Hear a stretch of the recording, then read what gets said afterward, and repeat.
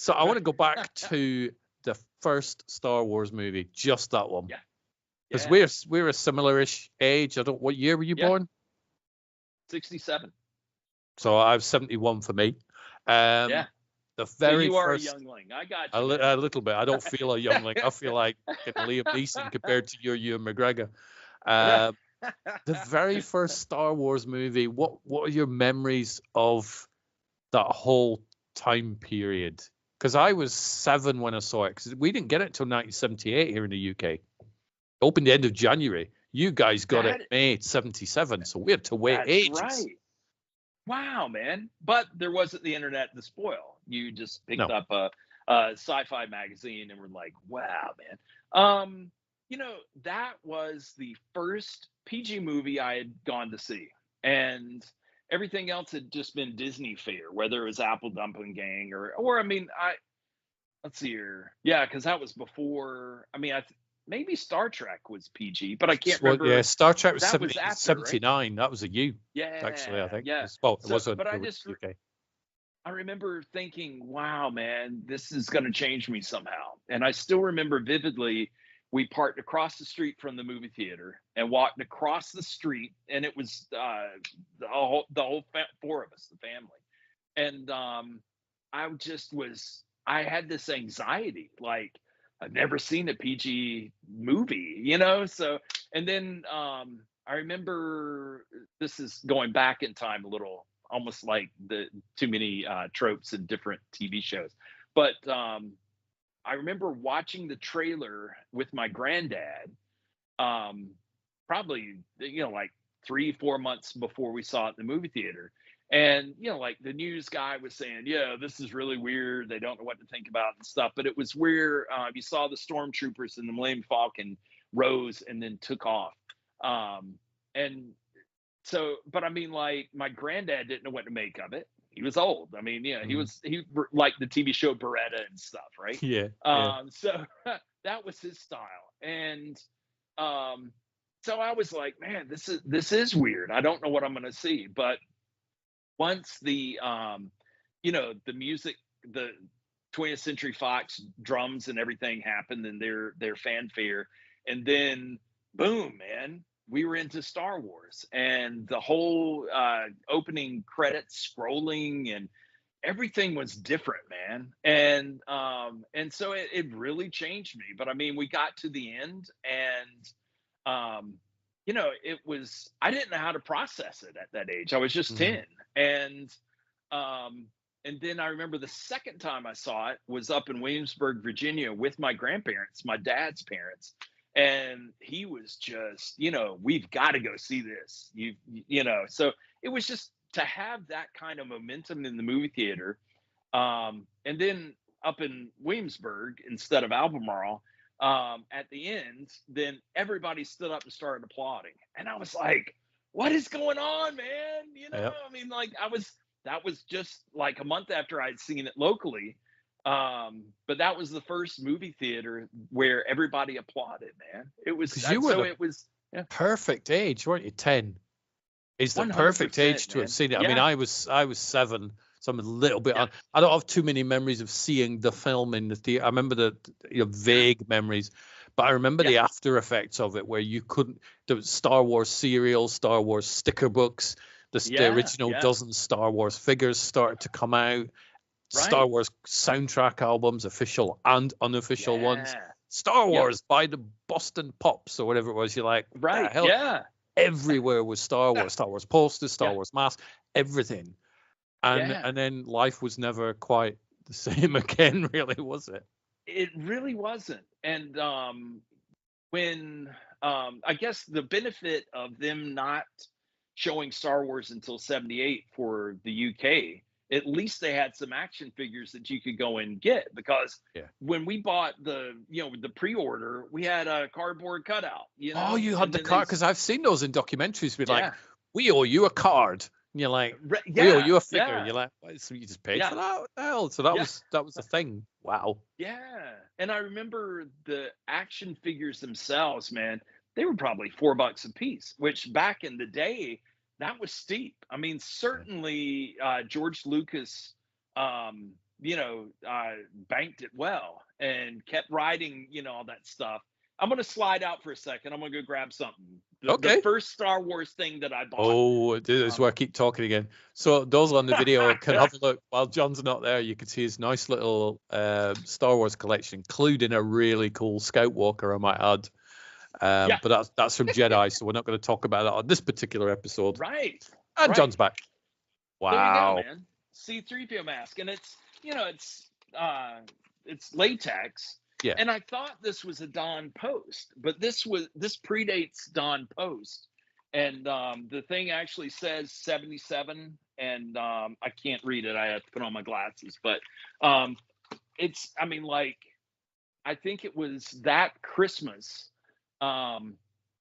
We were up in Williamsburg again, because that's where Dad's parents lived. And Williamsburg, Virginia is, it's like, there's a historical side like colonial Williamsburg, which I guess is, more like, when we first, bid you guys adieu and we came over here. So, but they had the most magnificent toy store that had little figures to big figures and stuff. And then you go up, like train sets and all that stuff. And then you go up to the second floor and they had masks and magic and stuff. And my first mask, which is falling apart, I had to throw it away, was a werewolf mask from the original Universal Studios werewolf. And then 3PO was my second mask. And I had, you've got little eye holes. And it is an abyss inside, yes. But my friends would come over and they thought it was so weird that I would put this thing on my head. They were like, "You don't know what's in there." Yeah, I do. Your head. It's just a mask. Right. But they were just kind of, concerned and afraid. And yeah, man. One of these days, if you want, I'll pull out my original set of Star Wars action figures and we can kind of go through those if that would help your Star Wars channel at all. And yeah, man. But it was, and after the fact, like I guess maybe 20 years ago, 15, somewhere in there, where, I found out the value of some of these figures. And then too, when I see, like the Jawas going for like 5,000 a piece, and I'm like, wow. And then I go thinking that, Mandela effect or whatever, that I have the ones with the non-cloth capes.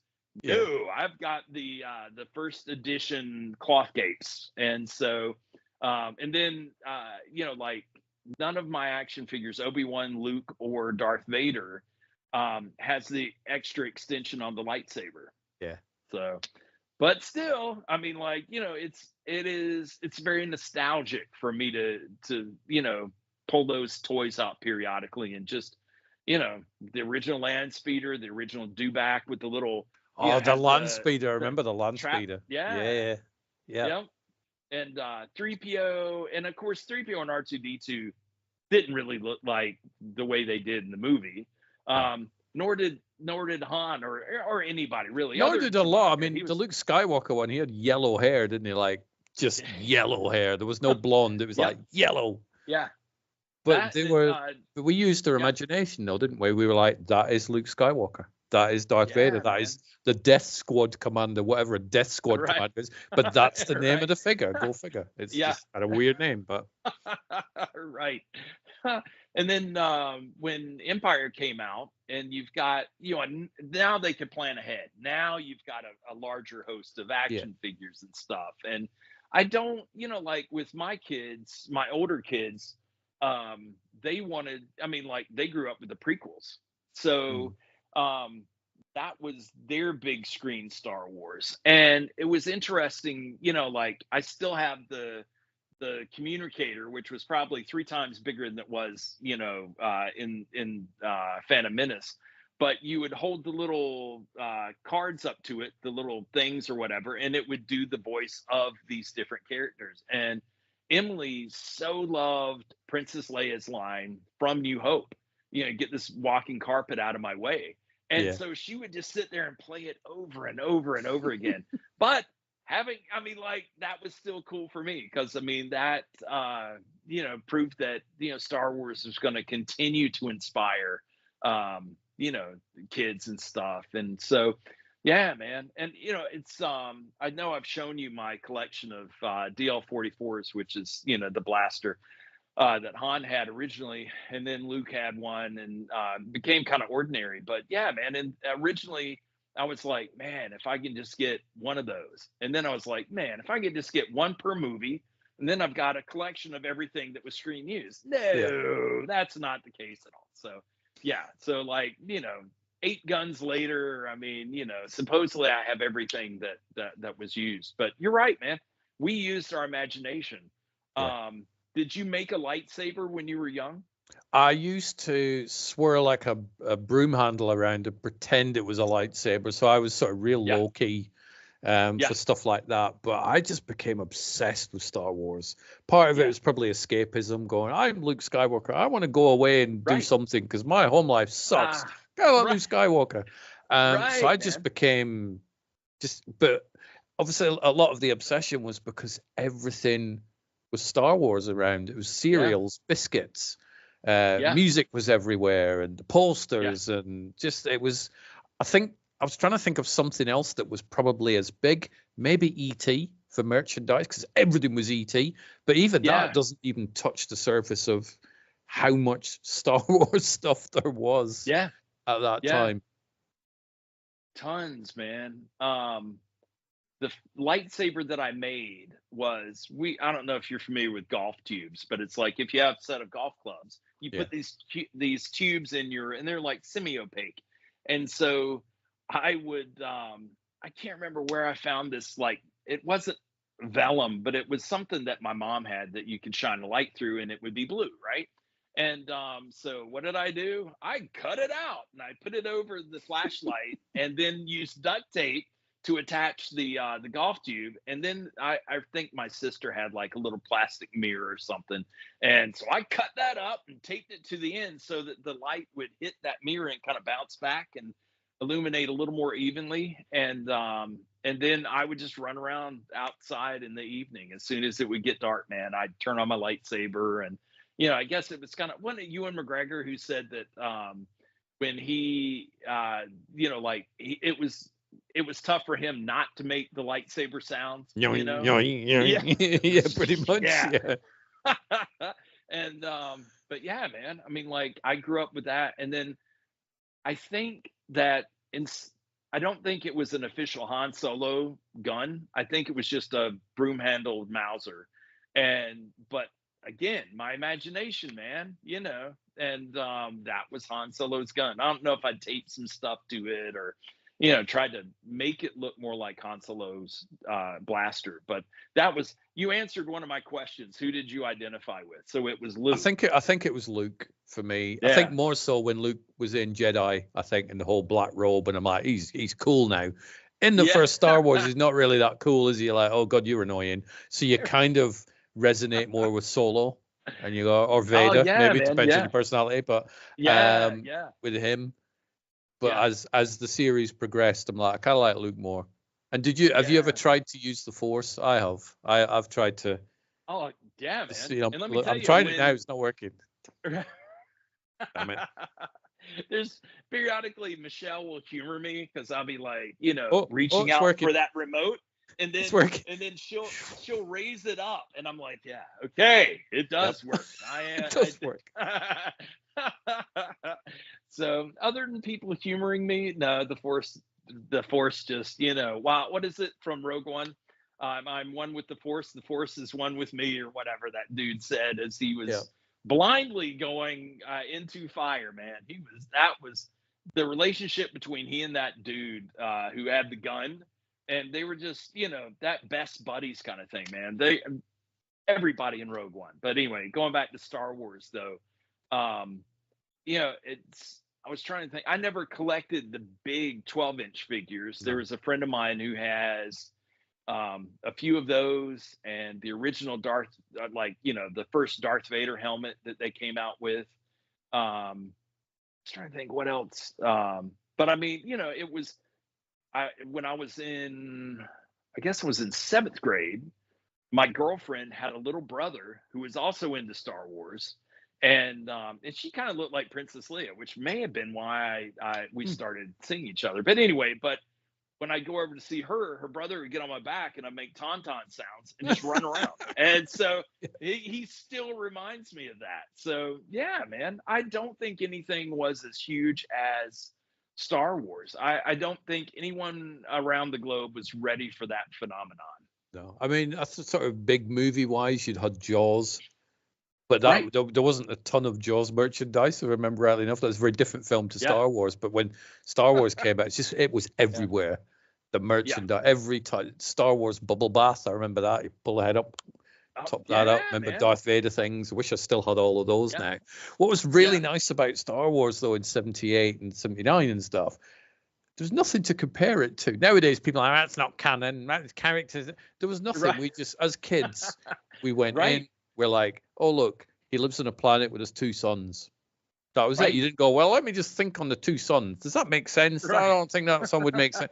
There was Yeah. none of that. You know, Vader, bad guy. Right. Okay. I don't know why he's bad, but he's wearing black and he's got all these stormtroopers. Therefore, he's Probably a villain. Run. Probably It's because he has asthma. I mean, he's frustrated. possibly.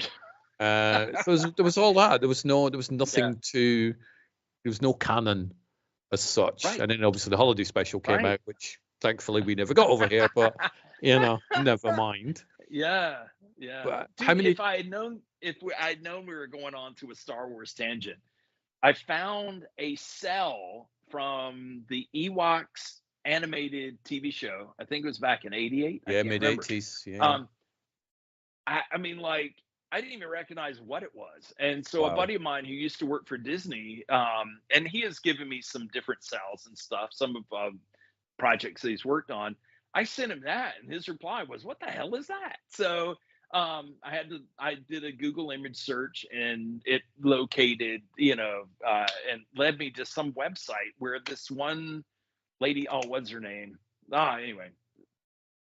Anyway, she's a huge fan of Star Wars and has hundreds of these cells, man. And this is hand painted, used in the animated series. Wow. And so, yeah, man. So, and I was trying to get up with her just because I will mail her this. I mean, like, it's cool, but I mean, she's got a collection, man. This is just another thing, but I have no idea where it came from. I don't know, man. 85, 86. I'm slowly becoming a Star Wars expert with just doing little bits Right. of. I'm certainly not a Star Wars expert. I know there's a lot of people who know way more than I do, but I do know that the Ewoks was 2 seasons and 85, 86, Wow. I believe. They obviously got 2 movies as well. So, Yeah. no, I was obsessed with Star Wars. I don't know if I'm still obsessed with Star. I really like it, but there's a lot of stuff that I've not seen yet, and I am planning on getting around to watching it. But there's a lot of movies and TV shows and stuff that aren't Star Wars that we tried to catch up on. They almost Marvelized it. You know what I mean? As far as like, I sure would like to see I don't know, something that came in the middle of the whole, between Iron Man and Endgame. And I mean, like, even, my stepkids, where I was like, you should watch this. This is really good. Didn't watch the rest of it. I'm gonna skip it. But I mean, at least Star Wars makes it a little easier. Then you've got the Star Wars stories added in, which is kind of cool. But anyway, yeah, man, it's amazing that, I mean, with I think where I was sitting, one of the last 2 podcasts that we did, the Darth Vader helmet is from the Obi-Wan Kenobi series, which it just reminded me so much of the original Darth Vader mask. There's little things that are different about it, but I mean, the red lenses, there's just a lot, man. But you go online, and you were talking about, you're not an expert, but yet you are, gaining knowledge. And some of these people that can tell you, this is what, helps them identify Vader from each movie. And because they modified different things on the helmet and the vent and the breastplate and stuff, different. didn't they? Yeah. And evidently C-3PO is the same, because I would still like to have a C-3PO, just, like a helmet, and have it electroplated gold, and just, because C-3PO, I think Han Solo was my number 1 favorite character, but then 3PO was fun too. But yeah, just to have that, I think that would be, a nice addition to it all. But with collectibles, there's one of the stormtrooper masks that I have is from the mold of the original New Hope. I mean, like Wow. the first Star Wars. So, and Yeah. it's interesting how, I don't think, I mean, like the DL-44s, they weren't thinking it was going to be a big deal. And so they had rented all, gone through an armory, rented all these things, glued all this stuff on there to make them look cool. And then they left them behind, man, over in England and came Yeah. back. And then it's like, wait a minute, we still have to shoot the cantina scene. So, um, it's cool that they had a different gun for that. And that, in talking to the guy where I get a lot of my Star Wars blasters from, I mean, like he was going through, because I interviewed him on the podcast that I have yet to publish, but he is such a knowledge bank about all the weapons in Star Wars. And when Han Solo's blaster was sold for like, I don't know, what was it, $1 million, something like that. You paid $1 million Supposedly for the it, John? original. Oh no, not even close. But but but when it sold, he zoomed in and looked at the serial number and he said, that is not the original. And so Oh my that's God. evidently still out there. Yeah, man. But can you imagine? It's like, yeah, this is the DeLorean from Back to the Future. No, No, it's it's not. not. How much you pay for that? Too much, Oh no. Yeah. But anyway, but yeah, it's interesting how everybody has a focus. You think about the R2D2 builders that are out there. Yeah. And I mean, like, and that's another thing. I've always wanted to have a full size R2D2. Yeah. And not that I have room for it, but I've always guess I could always put it up there in the living room, which is, it's funny. This is my domain, and then the living room is Michelle's. With You have it classic artwork. So and you stuff. lift R2's head off and there's drinks in it. Oh, there, I like that. So that would work. Pass me a vodka. And come. I've met a few R2D2s. I met one in San Diego Comic-Con, which I managed to video and he's beeped and said hello. I met a steampunk R2D2 in Wales a few years ago, which I also videoed another conversation with. And I was stood about 10 feet away from Kenny Baker a few years ago whilst I was talking to Michael Bean. So in the Experience of Comic-Con thing, you see Kenny Baker in the background while kind of ignoring him. He's not speaking to me, to be fair, whilst I'm talking to Michael Bean about the Abyss. So I've met some R2D2s, seen some R2D2s. Yeah, but they are cool. And I mean, you think about all that Lucas had to do to make R2D2 animated in New Hope, and like the center leg that would come out, but it wasn't there all the time. And you did have Mr. Baker inside R2D2, and man, I mean, like now with electronics, you can have your own R2D2 that does everything and lights up and sounds amazing. And then you're going to have somebody say, well, but that's not really the way the lights were. They were made from this and that and everything. But you know what? I mean, like that's an amazing R2D2 fan to know that much. It is. I wouldn't know that much. Yeah. No, man. I'm just like, dude, I'm having a fan moment with R2D2. Well, it's like people. It's not the real one, right? Like you've mentioned with the Vader and the 3PO, I go, well, this is the different ones through the movies. I'm like, they changed. Were they different? Maybe I remember the red lenses being a little bit different. They weren't there in Empire of Jedi, but beyond that, there was a difference. Oh, yes, this light was different. Now I'm like, I didn't even notice. I was too busy just suspending my disbelief and just thinking, I want an X-Wing.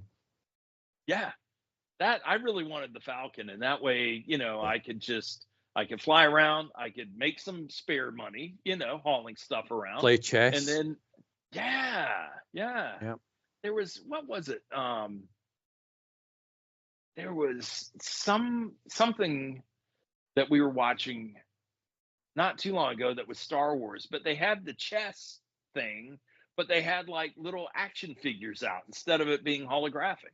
Okay. And it was just odd because I'm like, if they could pull it off back in '77, that they could pull it off now. So I've been going through a lot of my hard drives, just mining content for Star Wars, and some of the stuff I found it's an audio recording of a Q&A panel I hosted in 2017 or 2018, where the guy who played Bosk was on it, the guy who played Greedo. It's a whole bunch of Star Wars characters. Yeah. It's me just interviewing, and I'm like, that was never filmed, but I turned it into a video and stuck it on this YouTube channel. And there's another one where I'm sitting down, and it was a one-to-one Q&A on a stage with the guy who designed the original Vader helmet, Brian Muir. And it was like, there was supposed to be 3 of us on this panel, and then one person backed out. So I'm like, I'm just going to sit on stage with this guy, just have a conversation. And it was one of the most interesting things that I've ever done. It was just because the guy's career was insane. And we just sat there and we chatted for 45 minutes, and now and again I let the audience chuck in a question. But I'm like, I'm here for me. It was really, really good. So I'm converting all these into video and then sticking them on the people are watching them. So it's quite man. Well, it's historical at this point. You know, it's a part of our history. When you think about how long ago that was. And still, I mean, like to this day, if I hear the opening credit theme song, man, I'm taken back in time. You're like, oh, is this Star Wars or Superman? Which one? Oh, yeah, no, it's Superman. Never mind. They do sound very similar. Which sidebar, there is a new documentary on Christopher Reeve, which looks really good. Yeah, I really want to watch that. So that's good. But I just wanted to take a trip back to a time before there was canon, because a lot of people nowadays, I suspect a lot of Star Wars fans nowadays weren't even around when the first one. I may be wrong. I'm sweepingly generalizing them, but you kind of get the impression it's just like, go back to when it was first there and the magic was there, and you go into the theater going, what is this Star Wars thing? Don't even know. And then the Star Destroyer goes over and you're like, I'm in. And then for 2 hours, just short of 2 hours, you're hooked. You're like, I don't know what C-3PO, I don't know how long a battery lasts. Why can't Stormtroopers shoot straight? Who knows? I don't know. But he didn't care because it was fun. And then we became obsessed with spending our pocket money on Star Wars cereal and bubble bath. Everything. All the things that we probably should have kept, you know what I mean, that would probably be valuable, but yet, dude, it was a box that held cereal. I do have, like, there were bathroom cups that are little, I can't remember who made them. But, you know, I mean, they're paper and they're coated in wax so that they will hold water. And for whatever reason, it got put on the shelf. And I found it probably a decade ago at my parents' house. And I'm like, what is this? It's still in great condition, you know? But I mean, all these different cups. So, I mean, I put it back. I'll, you know, find that again. But yeah, man, I mean, like, I think the world was Star Wars crazy. And I'm glad that afforded Lucas to finish telling the trilogy. And I mean, and I enjoy the prequels too. I mean, you know, back in the day, I didn't like them as much. But I mean, like, you know, it wasn't the original, but it was still good. It was fine. And there was some discussion on YouTube where the question was asked, you know, why was, you know, the prequels, why were they panned? Why were they so heavily criticized when really they're not bad? I mean, you know. Why do you think? Why do you think they were panned? I think I have my suspicion, which I'll say mine after you've said I think it was just the original, the people like you and I who saw Star Wars originally and then saw Empire and then saw Jedi. It didn't matter that, you know, at the end of Jedi, it was kind of goofy with the Ewoks and then Yuk Yuk Song and the zippers in the back of their costume. You know, Jar Jar was abrasive, but yet he was just another character. He was fun. And then, you know, he was abrasive in Phantom Menace. And then in the second one, what was it, Clone War? Attack of the Clones. Yeah, I remember it had something to do with clones. It was 3PO who was just a complete dick. Just, you know, and then of course everybody was waiting on the darkness that would be Darth Vader's rise in you know, in the whatever the third one was. So but yeah, I think it was just different. I think it's kind of like you're used to your this one restaurant making lasagna, and that's your favorite lasagna. And then you taste somebody else's that's actually from Italy, and you're like, wow, man, this is really good. It's different. I don't know how to, to really think about it. What's your spin on? I think there's two. I think one of them we already knew the story, so as soon as we saw Anakin, we're like, well, he becomes Vader. Right. So we knew inevitably where it was going to go. So that removes. Whereas when we watch Star Wars Empire Jedi, we're like, I don't really know. We'll touch upon Empire next time, but I remember the whole Luke, I'm your dad. For 3 years between Empire and Jedi, I'm like, that can't be right. Why have you not done your homework? I'm a bit concerned about why is Vader lying to Luke? What? And we didn't know what was going on. Prequels, we did. We're like, okay, there's Anakin. Well, pretty sure Qui-Gon doesn't make it because he's not in the other ones, and it's always that. And also go back to when we saw Star Wars Empire and Jedi in the theaters. Those movies changed our life to a certain extent. They really did. We were in 99 and the 2000s. We were older then, so movies generally didn't change our lives when we're in our 20s or whatever. They did. So we've lost that, I think, and we see that again with Force Awakens, Last Jedi, and Rise of Skywalker. They're not. One of them's a good film. The other two are like hit and miss. But again, they didn't change our lives. So I think people are trying to get back the same feel. Same with the Indiana Jones films. People are like, these last two were terrible. Well, they weren't. But when we saw Raiders, we were like 11, 12, 13, whatever age we were. And they changed our life back then. So I think we've forgotten how to be children in our heads.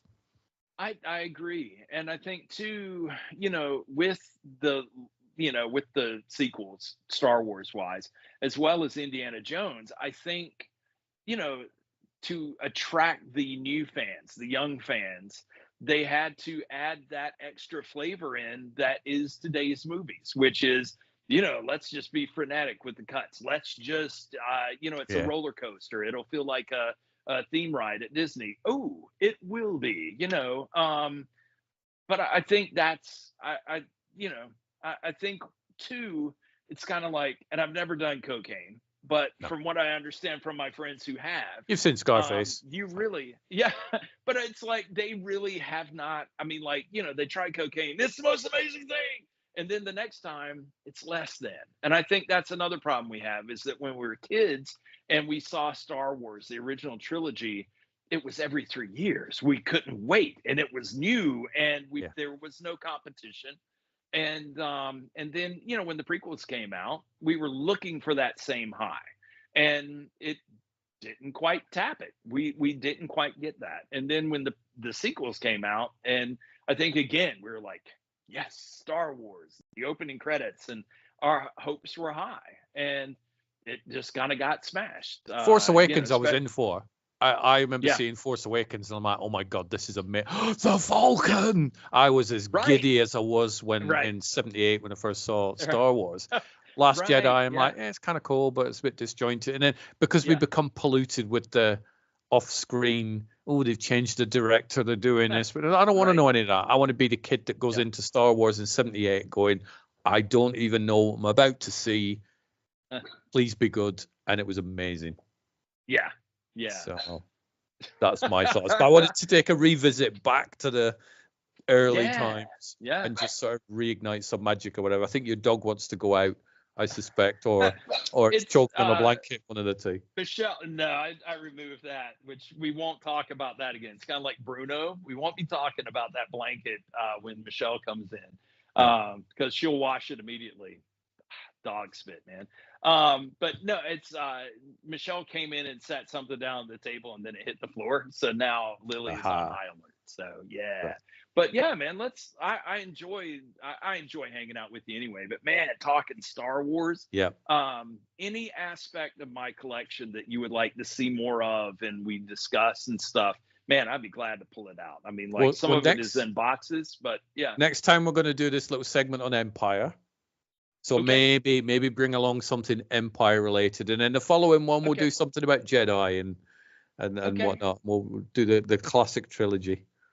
Okay, that sounds awesome, man. I look forward to it. Fantastic. What have you got planned for the rest of your day? Anything exciting or? I don't know. Maybe we'll watch Ordinary Angels with dinner. I'm not Really sure. good. So. Just short of 2 hours. It's like an hour and 55. So it's Yeah, that's not bad, good. man. Yeah. Good. So, but that is definitely at least sometime this week, if not tonight. So, Yeah. but yeah, man, just dinner and visiting with Michelle, seeing how her day was and how her commute was and stuff. So, yeah, man. What about you? Not much. It's 20 to 11 UK time. Yeah, man. So I'm going to wind down for 20 minutes and then probably go to sleep about 11:30 or whatever. And then I'm up out and off down to a doctor's appointment tomorrow so they could take my blood. Amazing. Don't you wish it was as easy as in episode 1 where Qui-Gon says, "Oh, hey, let me see your arm," and then he's like, "Oh, metachlorians." I mean, like, it was instant data in the little device. So, I'm hoping to go down tomorrow and go, actually, your results have come back, or maybe like a couple of days, and I do have metachlorians. Yeah. That is possible. Cool. I shall let you know. It'd be really good for the Star Wars YouTube channel. So there is that. Would. Yeah.